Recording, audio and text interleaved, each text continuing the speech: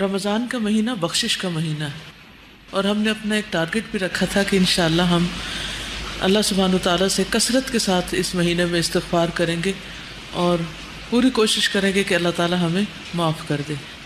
اللہ سبحانہ وتعالیٰ واسع المغفرہ ہے، معاف کرنے کو پسند کرتا ہے۔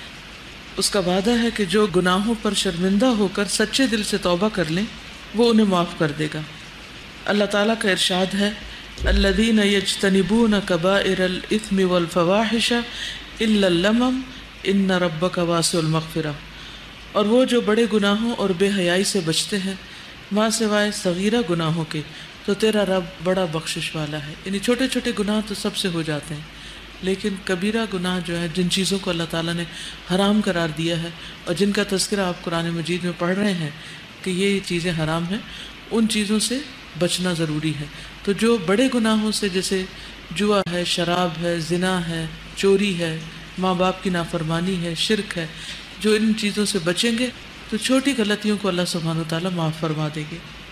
نبی صلی اللہ علیہ وسلم نے فرمایا، ایک رمضان دوسرے رمضان تک اپنے درمیان ہونے والے گناہوں کو مٹا دیتا ہے، یعنی پچھلے 11 مہینوں کے جو گناہ ہیں وہ اس مہینے میں صاف ہو سکتے ہیں، جبکہ کبیرہ گناہوں سے بچا جائے، جیسے جھوٹ، چغلی، غیبت، یہ بھی اسی میں آ جاتے ہیں۔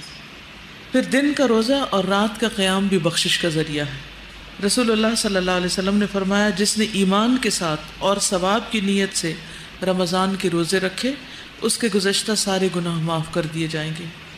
روزہ دار مرد اور عورت کے لیے بخشش کا وعدہ ہے۔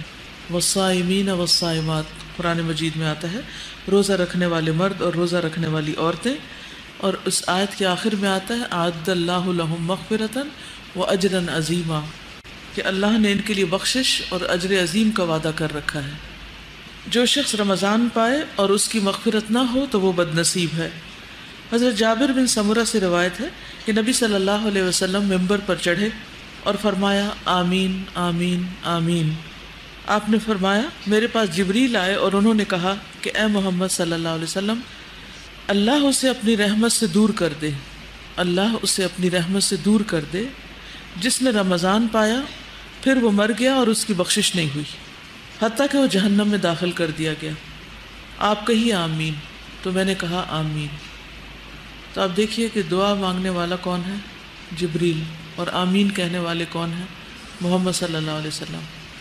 اور یہ ایک طرح سے بد دعا ہے اس شخص کے خلاف جو رمضان میں بھی حرام کام نہ چھوڑے، گناہ نہ چھوڑے، اور توبہ استغفار نہ کرے اور اللہ سے معافی نہ مانگے اور اپنے گناہوں کی بخشش نہ کروا سکے۔ تو اس لیے ہر اس کام سے بچنا چاہیے جس سے اللہ تعالیٰ ناراض ہوتے ہوں۔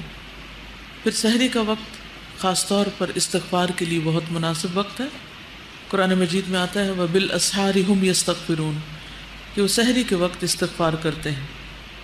اللہ تعالیٰ ہر رات کو آدھی رات یا ایک تہائی رات کے آخری حصے میں آسمان دنیا پر نزول فرماتے ہیں اور ارشاد فرماتے ہیں کہ کون ہے جو مجھ سے دعا مانگے تو میں اس کی دعا قبول کروں، کوئی ہے جو مجھ سے سوال کرے تو میں اسے عطا کروں، کون ہے جو مجھ سے استغفار طلب کرے اور میں اسے بخش دوں، یہاں تک کہ طلوع فجر ہو جاتی، یعنی فجر کی اذان ہو جاتی۔